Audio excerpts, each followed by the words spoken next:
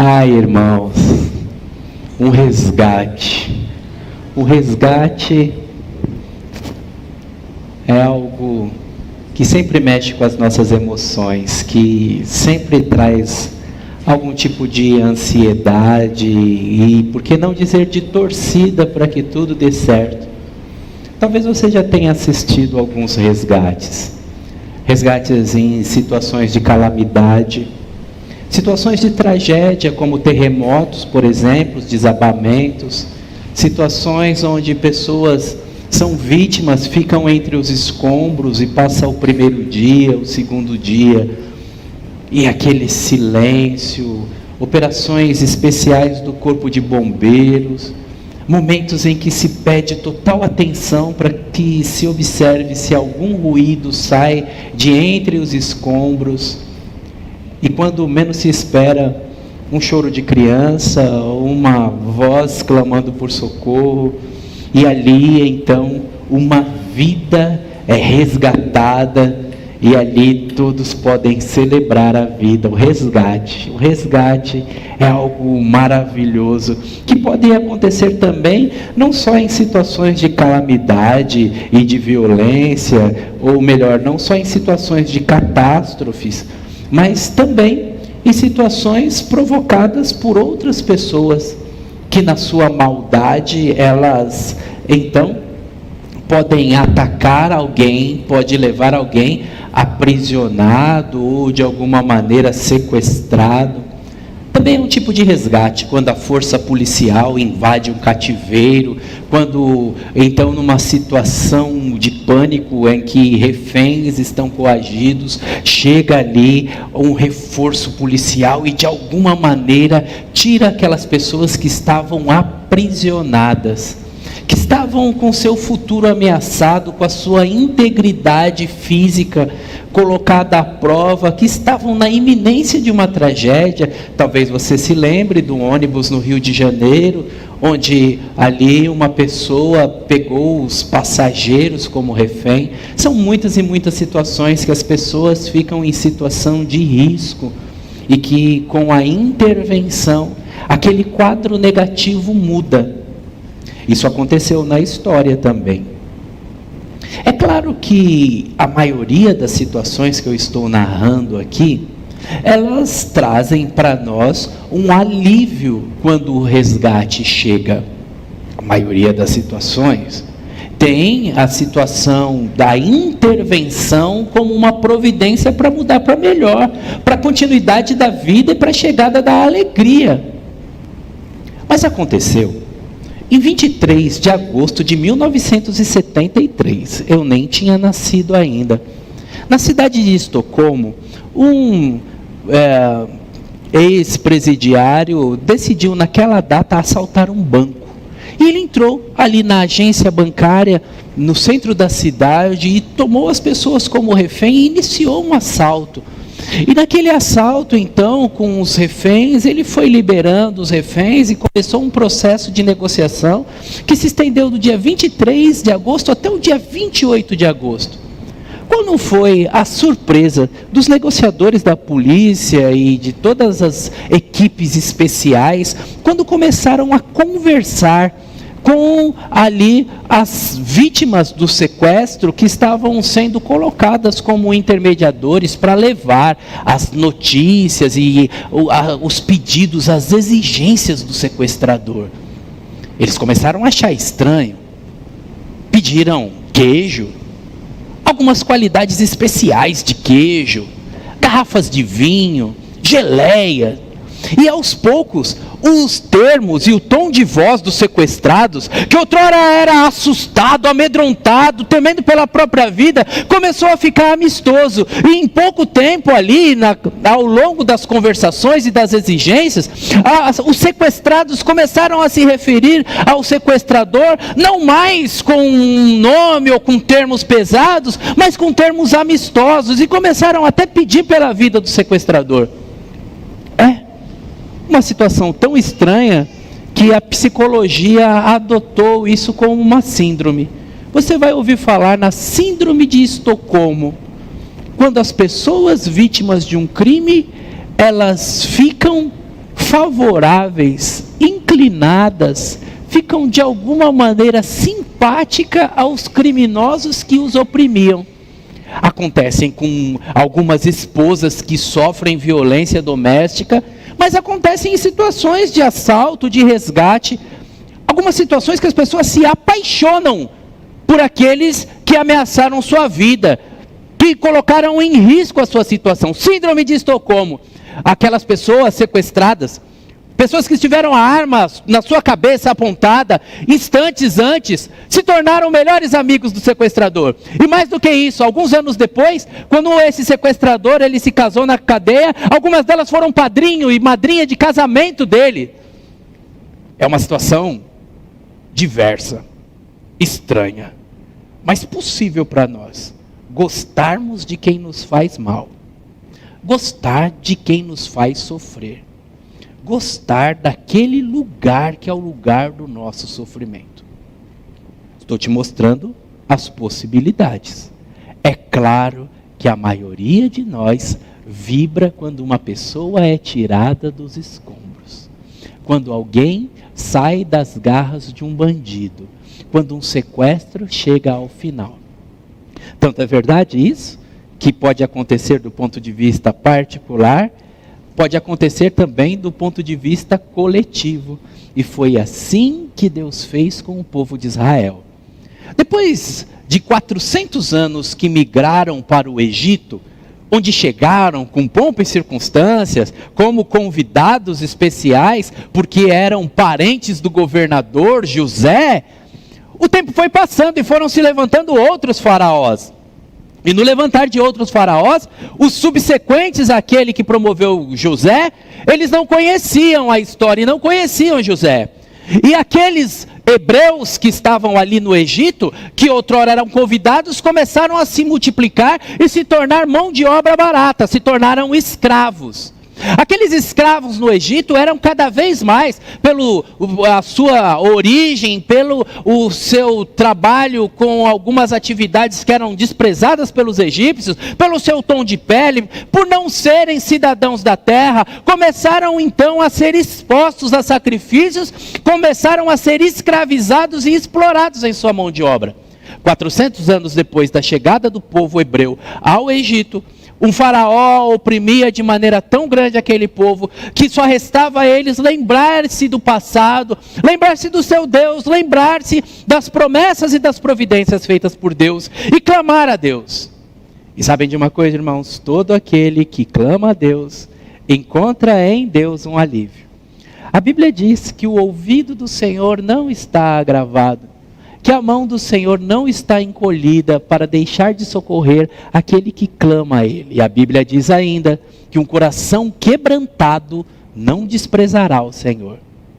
E assim, quando você abre a sua Bíblia na sua casa e lê o livro de Êxodo, você encontra logo no capítulo 3 a afirmação de Deus dizendo assim: eu ouvi o clamor do meu povo, vi o seu sofrimento debaixo do tacão de Faraó, do chicote de Faraó, e desci para resgatá-los, para levá-los de volta para sua terra, para serem uma nação, para estarem agora na terra que mana leite e mel.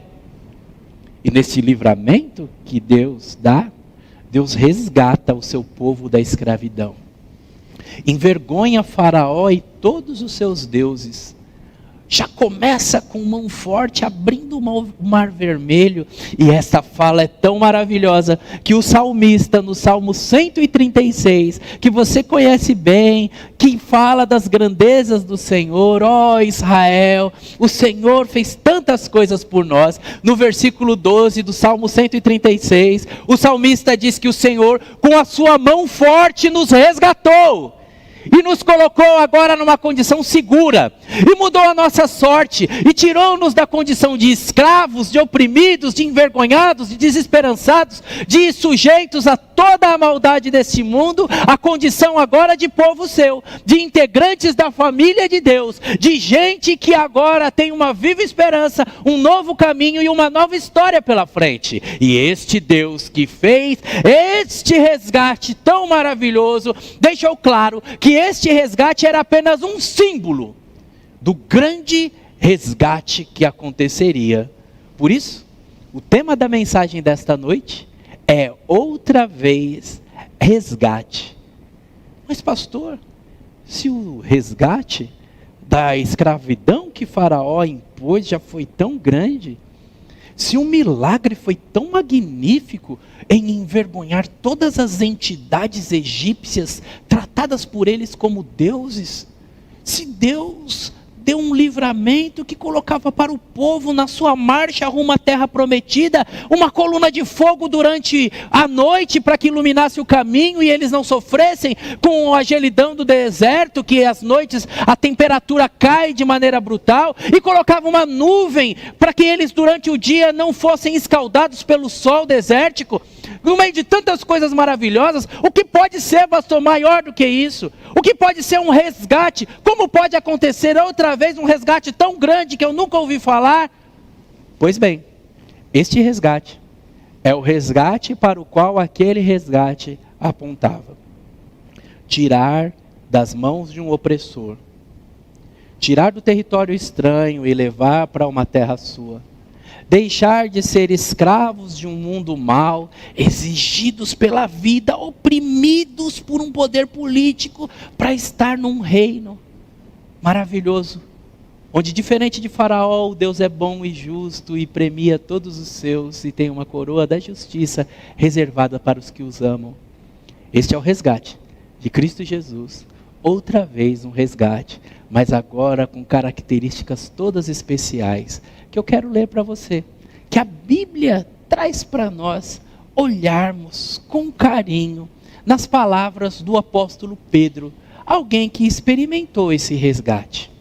O apóstolo Pedro, ele falou o seguinte sobre nós: vocês sabem que o resgate para salvá-los do estilo de vida vazio que vocês herdaram dos seus antepassados, não foi pago com coisas simples como o ouro ou a prata, que perdem o valor ao longo do tempo, mas com o sangue precioso de Cristo Jesus, o Cordeiro de Deus, sem pecado e sem mancha alguma.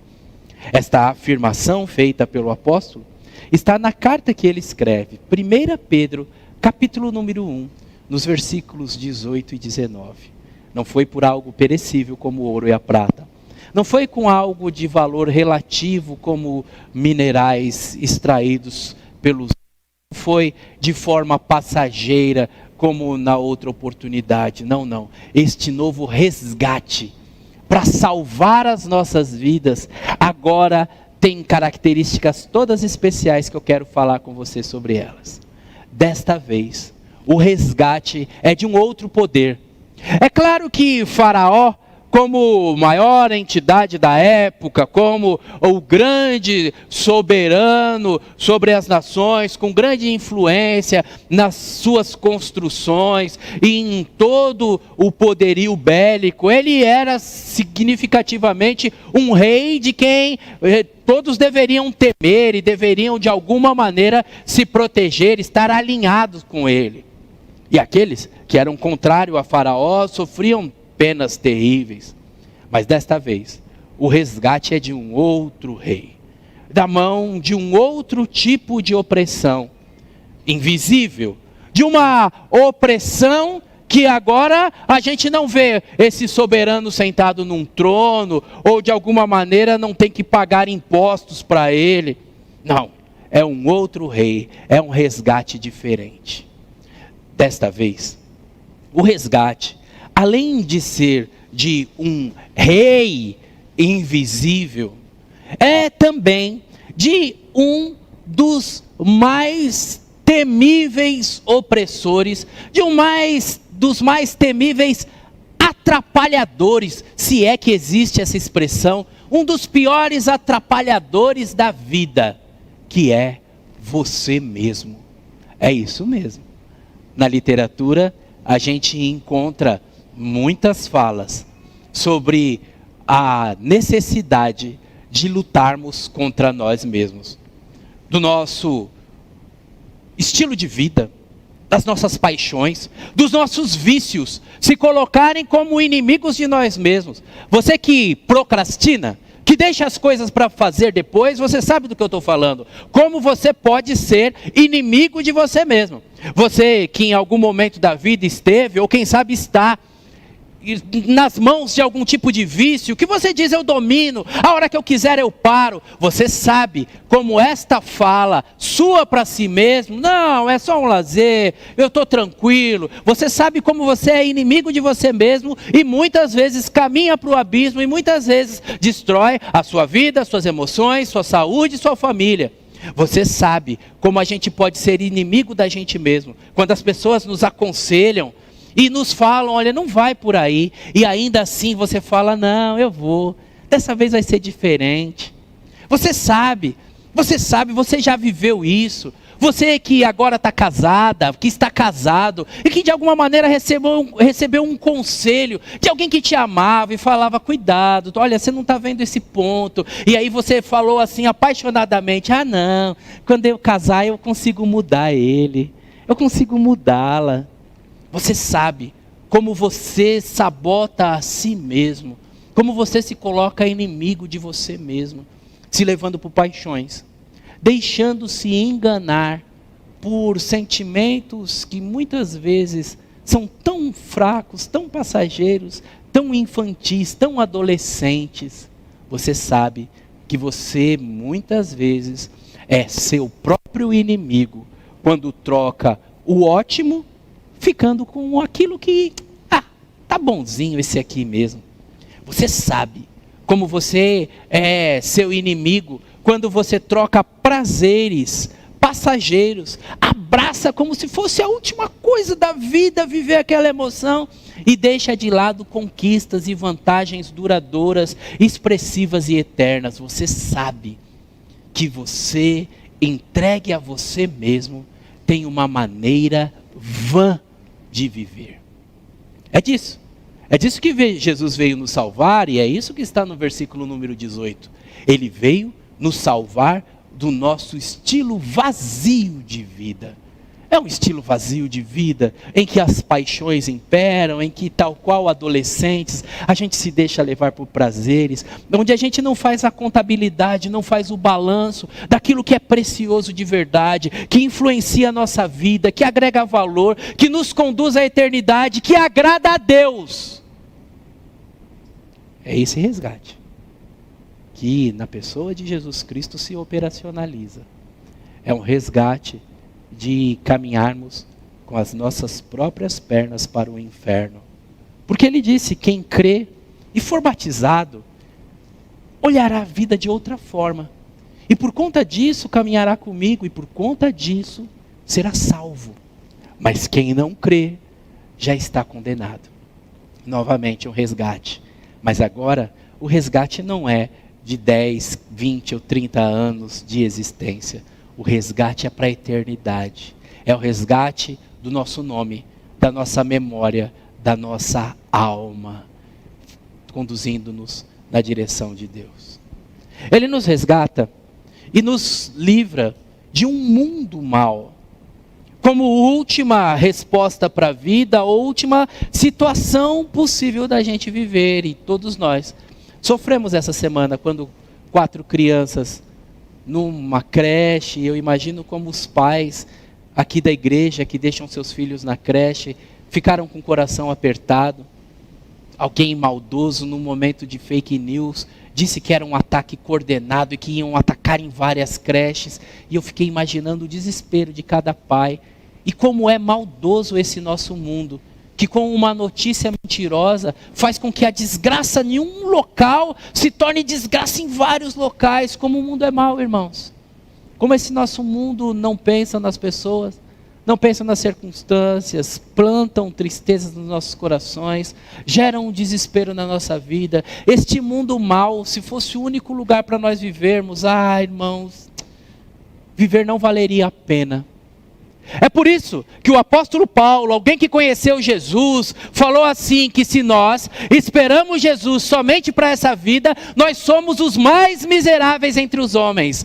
Cristo Jesus, Ele é o resgate de Deus, que nos tira da escravidão de Faraó, não mais um faraó físico, mas a escravidão de um sistema que oprime, que escraviza, que explora, que rouba nossa vida, nossa saúde, nossos bens, e ainda assim continua nos chicoteando, para nos levar para um reino de paz, de amor, para o reino de Deus. O reino de Deus, agora entre nós, por causa de Cristo Jesus, faz com que cada homem, cada mulher aqui presente, possa experimentar uma nova vida. Cada homem, cada mulher aqui presente, não seja mais escravo da maldade deste mundo. Cada um de nós aqui, podemos olhar para esta vida como algo passageiro, onde nós viveremos, desfrutaremos de coisas boas, seremos fortalecidos por Deus para enfrentar as coisas ruins, influenciaremos de maneira positiva, deixaremos nossa marca e diremos para todo mundo: existe uma viva esperança, que é Cristo Jesus. Esperança de que esta vida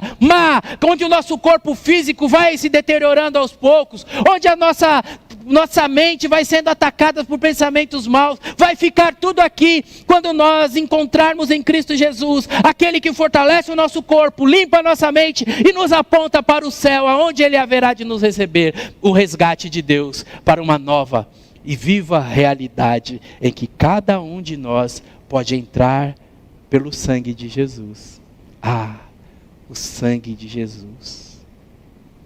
Havia um tempo que os crentes usavam essa expressão, principalmente em situações de exorcismo. O sangue de Jesus tem poder. De alguma maneira virou brincadeira, de alguma maneira caiu no vazio, e de alguma maneira nós vulgarizamos, como tudo que se torna muito popular e muito acessível, vai perdendo o valor. Faz parte da teoria econômica, o valor está naquilo que é raro. O sangue de Jesus, na cruz do Calvário, derramado em nosso favor. Naquele primeiro resgate, no momento em que Deus estava na iminência de resgatar o povo de Israel do Egito, falou para eles assim: antes de vocês saírem, antes que o resgate aconteça, nós vamos ter um momento especial chamado Páscoa, onde vocês vão comer ervas amargas para lembrar dos dias de sofrimento, onde vocês vão comer pão levedado, ou melhor, pão sem fermentar, um pão ali que eles não poderiam ter muito tempo esperando para que ficassem prontos, e eles, calçados com as sandálias nos pés, com um cajado na mão, fariam essa refeição apressadamente, porque a Páscoa, Pessach, a passagem do Senhor, estava prestes a acontecer. E nesta passagem, neste momento que estava na iminência de acontecer, Deus falou: preste atenção em uma coisa, antes que aconteça, para que Faraó entenda que eu sou Deus, eu matarei todos os primogênitos, todos os primeiros filhos morrerão. E para que vocês escapem, façam o seguinte: a carne da refeição, que deverá ser assada, um cordeiro, vocês façam uma esponjinha com alguns galhos, algumas isopo, e passem o sangue nas vergas da porta.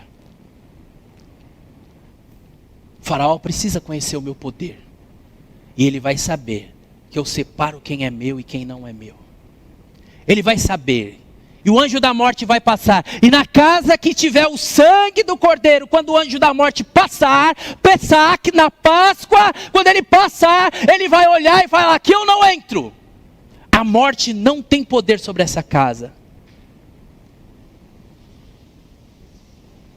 Disse na manhã de hoje que eu acredito que algumas pessoas do povo de Deus, alguns hebreus que receberam essa instrução, eu acredito, irmãos, que alguns levaram na brincadeira. Falaram: não pega nada não, palhaçada, esse negócio de ficar passando sangue na porta, vai dar um monte de mosca aqui, não vou fazer isso não. E eu acredito que aqueles que pertenciam a Deus e não levaram as coisas de Deus a sério, perderam os seus filhos a hora que o anjo da morte passou. Hoje, a gente não precisa mais fazer isso. A gente não precisa mais passar o sangue do cordeiro.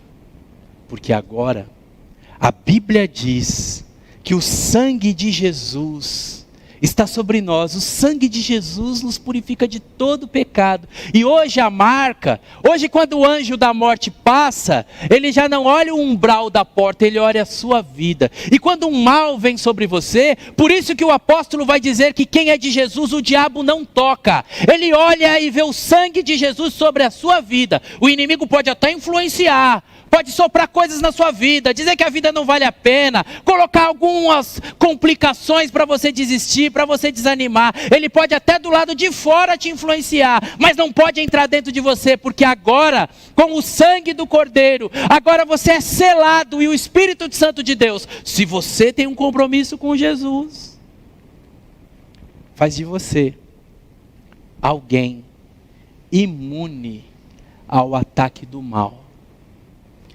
diferente daqueles que a morte vai alcançar, qualificado e promovido a uma condição toda especial. Por isso que o apóstolo Paulo falou assim: onde está a morte, a sua vitória? Que na minha linguagem, lá da zona leste da onde eu venho, é uma linguagem que o Paulo falaria alguma coisa mais ou menos assim: e aí, mano? E aí? Cadê? Você não veio me catar? Cadê você? Cadê você, morte? Onde está a sua força? Aonde está a sua influência? Agora não tem mais. Por quê? Porque a vitória de Cristo Jesus anulou o poder da morte. O anjo da morte passa e o sangue de Jesus, que nos purifica de todo pecado, nos diferencia. Aqueles de Faraó condenados, aqueles de Deus resgatados, classificados, promovidos, aqueles que eram tratados como escravo. Agora, os termos que o próprio Deus usa em Êxodo capítulo 12, é que agora são o meu exército, gente minha, que faz parte do meu grupo separado, escolhido, reinos e sacerdotes. E que em Jesus Cristo, mais do que um impessoal e frio exército, são uma família. Foi assim que Jesus disse: eu trato vocês agora como irmãos. Em Cristo Jesus, nós integramos a família de Deus. Dessa vez, o preço é outro. O preço valioso foi o sangue derramado pelo inocente. Você que se lembra do momento em que Jesus foi batizado e daquela fala que tantas vezes repetimos em tantas igrejas espalhadas pelo Brasil: eis o Cordeiro de Deus que tira o pecado do mundo. Esse é o sentido da frase. Cristo Jesus, o Cordeiro de Deus que tira o pecado do mundo, pagou com o seu sangue para uma outra finalidade: resgatados e colocados em liberdade, não mais para um território geográfico no planeta Terra, resgatados para uma outra finalidade: fazer parte da família de Deus e morar para sempre com Jesus. Eu gosto tanto de falar de coisas da vida para você. Eu creio tanto na vitória e na conquista de vocês. Vocês sabem, eu falo em particular, a gente lapida currículo, conversa sobre cursos.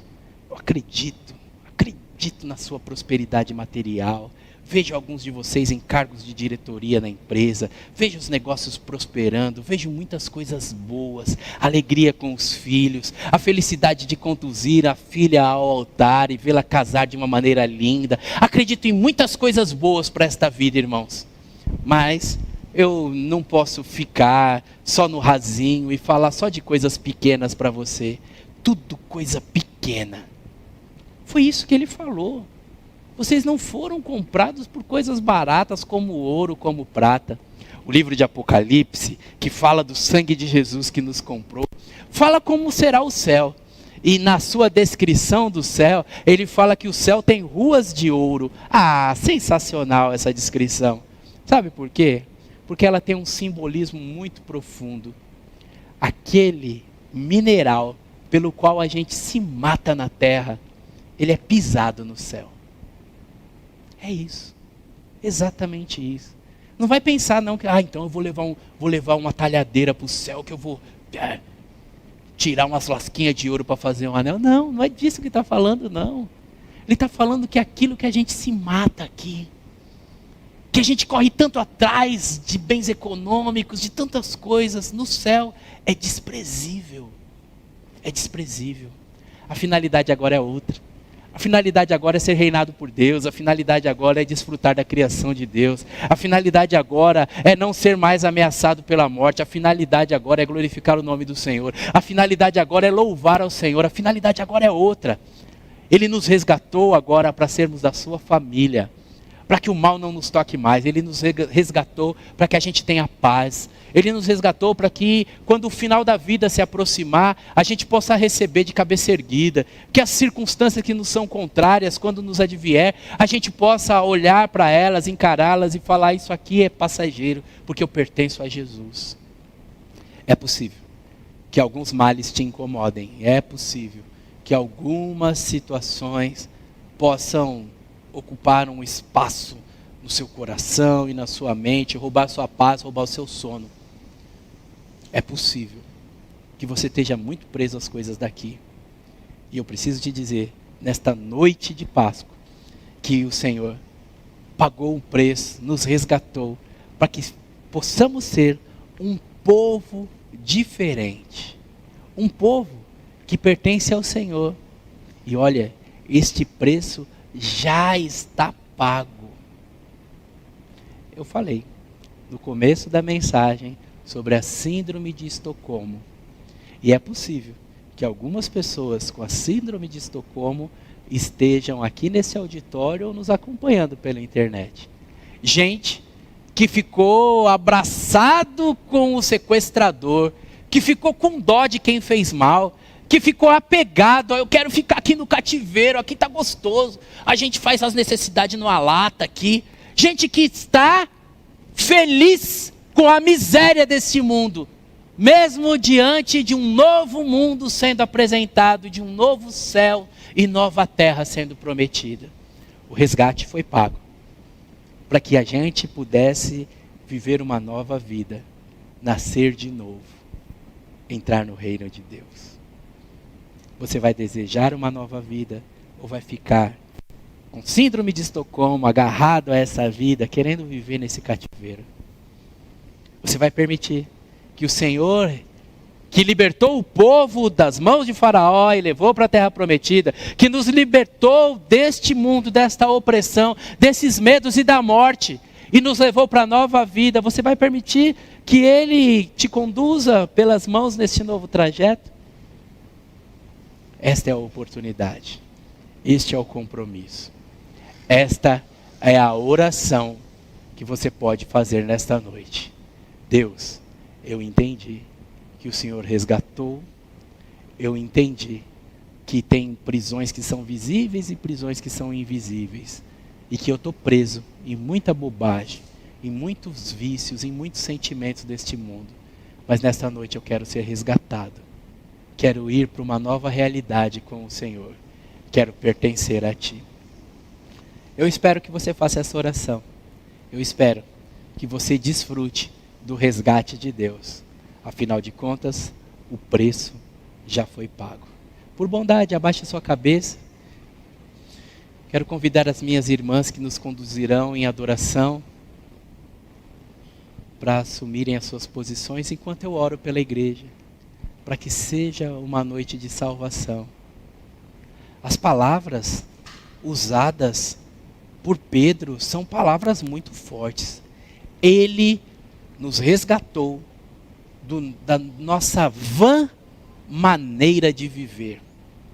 Eu não quero ser indelicado com você. Eu não quero ser indelicado com você. Mas a sua maneira de viver é vã. Não vai levar a lugar nenhum se ela não estiver sendo dirigida por Deus. A maneira que eu vivia era vã. Ela teve muitas experiências legais. Tive muitas experiências em lugares agradáveis, em restaurantes magníficos, experiências na Europa, experiências assentado em reuniões de diretoria com grandes empresários. Eu já vivi muita coisa legal, mas do ponto de vista de Deus, eram experiências vãs. Minha vida nunca foi melhor do que no caminho do Senhor. Acredite, a sua vida sem Jesus é uma vida vã. Não desperdice a sua vida. Não desperdice. Ele pagou o preço. Morreu no seu lugar para que você pudesse integrar a família de Deus, pudesse ser recebido nos céus. Nesta noite, faça essa oração. Jesus, eu te aceito nesta Páscoa. Eu entendo que o Senhor com seu sangue pagou o preço por mim. E recebo este sacrifício com gratidão. Quero viver daqui para frente com o teu povo. Quero viver daqui para frente com o Senhor.